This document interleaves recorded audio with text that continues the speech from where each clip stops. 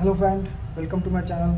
आशा करते हैं आप अच्छे होंगे। इस वीडियो में आज हम बात करेंगे एम्स क्री 2026 का जो एग्ज़ाम होने वाला है इसी मंथ यानी जुलाई में। ठीक है, जो आपका एग्ज़ाम शेड्यूल है 25 to 27, उस बीच में कभी भी आपका एग्ज़ाम हो सकता है। तो बहुत सारे बच्चों का कमेंट आ रहा था, CBT 1 जैसे एग्ज़ाम आपका होगा उसके 1 मंथ के बाद आपका रिज़ल्ट आएगा। ठीक है, उसके 1 मंथ के बाद या उसके 15 दिन के बाद आपका स्किल टेस्ट कंडक्ट करवाया जाएगा। ठीक है, स्किल टेस्ट में आपको ये करना है, ऐसे लिखना है और एक लेटर लिखना है जो टाइप ए रहेगा, और टाइप बी में क्या रहेगा आपको टाइपिंग है। ठीक है, तो बहुत लोग बोल रहे थे अगर हम ESIC UDC के लिए एलिजिबल हैं, ठीक है, तो क्या हमको स्किल टेस्ट जो ऐसे राइटिंग है और जो मतलब वो लेटर है वो पास करना ज़रूरी है कि? ऐसा कुछ भी नहीं है, लेकिन वो उसमें आप पास आसानी से कर सकते हो।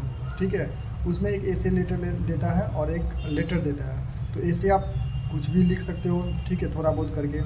और लेटर तो सबको आता है, तो सबको तो मोस्टली लेटर में ही नंबर मिल जाता है। ठीक है, लेटर का एक फॉर्मेट होता है, चाहे वो फॉर्मल लेटर हो चाहे अनफॉर्मल हो, तो वो क्या होता है फॉर्मेट होता है। वो फॉर्मेट अगर आप सही से टाइप कर देते हो, लिख देते हो, तो फॉर्मेट के आधार पे ही आपको नंबर मिल जाएगा, आप पास कर जाओगे। ठीक है, लेकिन कंपलसरी नहीं है स्किल टेस्ट में पास करना फॉर ESIC UDC कैंडिडेट के लिए। ठीक है, बाकी एम्स में अगर आपको सीट लेना है, चाहे LDC का हो चाहे UDC का हो, अगर जिनके पास कोई अभी जॉब नहीं है उनके लिए LDC भी बहुत बड़ा एक मतलब अगर जॉब लगता है LDC में तो बहुत बड़ा एक फैक्टर होगा। ठीक है, अगर जिनको जॉब है LDC में अभी आप वर्क कर रहे हो, आपको UDC चाहिए, तो आपको बेस्ट चांस है आपको ESIC मिलेगा। ठीक है, लेकिन उस हो सकता है एम्स भी मिल जाए। ठीक है, हमको इतना तो नहीं पता है एम्स में कितना सीट है, लेकिन ESIC UDC में अच्छा खासा सीट है। तो जो लोग मतलब जिनको एक नौकरी चाहिए ना, वो क्या करना, एग्ज़ाम के बाद जैसे ही एग्ज़ाम खत्म होगा ऐसे राइटिंग और लेटर और टाइपिंग प्रैक्टिस शुरू कर देना। ठीक है, स्वाभाविक सी बात है। देखो ESIC UDC में क्या होने वाला है, CBT 1 के बेस पे आपका सिलेक्शन होगा, तो इसमें आपको जितना अच्छा नंबर आएगा उतना ही ज़्यादा चांस रहेगा आपको सिलेक्शन फाइनल मेरिट लिस्ट में नाम आने का। ठीक है, बाकी एम्स में क्या होगा, इसका टाइपिंग थोड़ा मतलब डिफ़िकल्ट होता है as a compare to SSC CHSL या SSC CGL एग्ज़ाम। तो आपको इसमें क्या करना पड़ेगा, टाइपिंग थोड़ा अच्छे खासे लेवल पे करना पड़ेगा। आपको घर में स्पीड कम से कम 50 या 45 आना चाहिए, तभी जाकर आप वहाँ टाइपिंग में आप 35 वर्ड्स पर मिनट कर सकते हो। ठीक है, अगर आपका स्पीड 30 है या 35 है तो आप नहीं कर सकते हो, क्योंकि SSC CHSL का एग्ज़ाम मैंने भी दिया है, उसका टाइपिंग और इसके टाइपिंग बहुत डिफ़िकल्ट है। ठीक है, तो ये मैं बता रहा हूँ जिन लोगों के लिए एम्स भी चाहिए, जिन लोगों के चाहिए जो मुझे एक नौकरी लग जाए, चाहे ESIC UDC में क्यों ना हो चाहे एम्स में ही क्यों ना हो, तो उनके लिए मैं बता दूँ एग्ज़ाम देने के बाद आप टाइपिंग में लग जाना। टाइपिंग कम से कम 2 घंटा प्रैक्टिस करना, अच्छे से प्रैक्टिस करना। मैं टाइपिंग का सॉफ्टवेयर बता दूँगा। ठीक है, आने वाले समय में उस हिसाब से अपना टाइपिंग करना।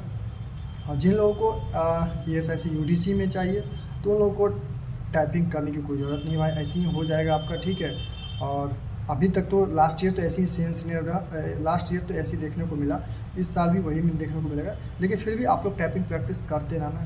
ठीक है, वो तो CHSL में भी काम आएगा, CGL में भी काम आएगा, रेलवे में भी काम आएगा, तो हर जगह तो अब टाइपिंग हो रहा है, तो आपका टाइपिंग प्रैक्टिस कहीं फेल नहीं होगा। ठीक है, तो करते रहना। बाकी देखते हैं, बहुत जल्द इसका फाइनल रिजल्ट भी देखने को मिल सकता है, मतलब दिसंबर एंड तक या जनवरी के फर्स्ट वीक तक आपका फाइनल लिस्ट में आ जाएगा, आपको कौन सा मतलब जॉब हुआ कि नहीं हुआ। ठीक है, सारा कुछ देखने को मिल जाएगा। बस CBT एग्ज़ाम होने दीजिए, क्योंकि इसका आंसर की आता नहीं है, तो डायरेक्ट रिज़ल्ट आएगा टियर 1 का, तो उसी के आपको पता भी नहीं चलेगा कितना नंबर आया नहीं नंबर आया। इस हिसाब से आप स्किल टेस्ट को मतलब छोड़ भी नहीं सकते हैं, स्किल टेस्ट आपको देना ही पड़ेगा, क्योंकि एम्स जो है ये मतलब आंसर की रिलीज़ नहीं करता है, आपको पता नहीं चलेगा जो मैंने कितना क्वेश्चन बनाया, कितना क्वेश्चन मेरा सही है। ठीक है, अगर आपको याद थोड़ा बहुत है, आपका एग्ज़ाम में जो क्वेश्चन देखा है वो थोड़ा बहुत याद है, तो आप यूट्यूब से पता कर सकते हो जो हाँ ये क्वेश्चन से सही है। बाकी आपका नंबर पता नहीं चलेगा, वो नंबर आपके फाइनल रिजल्ट के बाद ही पता चलेगा। ठीक है, तो इसीलिए हमेशा एक सस्पेंशन बना रहता है कि मैं कितना क्वेश्चन किया, तो इसीलिए रिस्क मत लेना, टाइपिंग स्टार्ट कर देना। ठीक है, और टाइपिंग अगर हो गया तो चिंता वाली बात है ही नहीं। बाकी वैसे भी आप एलिजिबल, वैसे तो एग्ज़ाम जब दे के आओगे, जब आपका अटैम्प्ट होगा तो आप समझ जाओगे जो हाँ मैंने अच्छा खासा अटैम्प्ट किया है, और क्वेश्चन के लेवल के हिसाब से, तो आप उसी दिन आपको पता चल जाएगा मेरा लिस्ट में नाम, मेरा अच्छा स्कोर आया, 300 स्कोर आएगा नहीं आएगा, 300 से कम रह जाएगा, 300 प्लस आएगा। ठीक है, ये सब डिसाइड कर लेना। बाकी मैं बता दूँ टाइपिंग प्रैक्टिस करना। ठीक है, अगर हो जाता है। अगर टाइपिंग नहीं तुम प्रैक्टिस करके जाओ, ठीक है, अगर टाइपिंग क्वालिफाई नहीं तो फिर भी तो तुम्हारे पास एक पॉजिटिव है ना, रिजल्ट आ जाएगा, ठीक है। अगर टाइपिंग क्वालिफाई कर लो लेते हो तो और ही बढ़िया बात है, दोनों में आपका नाम आ सकता है, या तो एम्स में या तो ESIC UTC में, ठीक है। इसलिए मैं बता रहा हूँ टाइपिंग करना, क्योंकि हर एग्जाम में टाइपिंग होने वाला है। CGL के लिए भी तुम करोगे, CHSL के लिए करोगे, रेलवे NTPC का टाइपिंग होने वाला है वो भी करोगे, तो करना ही है टाइपिंग, इसमें भी करना है। सिंपल एग्जाम होता है, इसमें थोड़ा हार्ड होता है, 35 तो ऐसे सब में पूछता है, लेकिन इसमें एरर कम होता है, ठीक है, एरर बहुत कम करना होता है। इस हिसाब से अपना देख लेना, मैं यही बताना चाह रहा था। इसमें कोई स्किल टेस्ट ESIC UTC की कोई मैंडेटरी है नहीं, लेकिन टाइपिंग करना है आप, ठीक है। और ऐसे राइटिंग और जो ये लेटर वगैरह है वो भी कोई पास करना ज़रूरी नहीं है, ठीक है। लेकिन मैं बताया जिनको जॉब चाहिए उनके लिए ज़रूरी है भाई करना, क्योंकि एम्स, और जिनका जॉब नहीं लगा LDC भी मिल जाए, एम्स में LDC होगा, ESIC में LDC तो आता ही नहीं, तो एम्स में LDC होगा, तो LDC मिल जाएगा उनको, ठीक है। तो उनको लिए ज़्यादा अपॉर्चुनिटी मतलब रास्ता खुल जाएगा, एम्स भी मिल जाएगा, ESIC भी, तो दोनों अपॉर्चुनिटी रहेगा, ठीक है। इसलिए मैं बता रहा हूँ। और वैसे ही बैठ के क्या करोगे एग्ज़ाम के बाद, डेली 1 घंटा प्रैक्टिस करोगे तो टाइपिंग आ जाएगा भाई, ठीक है। तो ये वीडियो मैं इसलिए बता रहा था। तब तक के लिए goodbye and take care.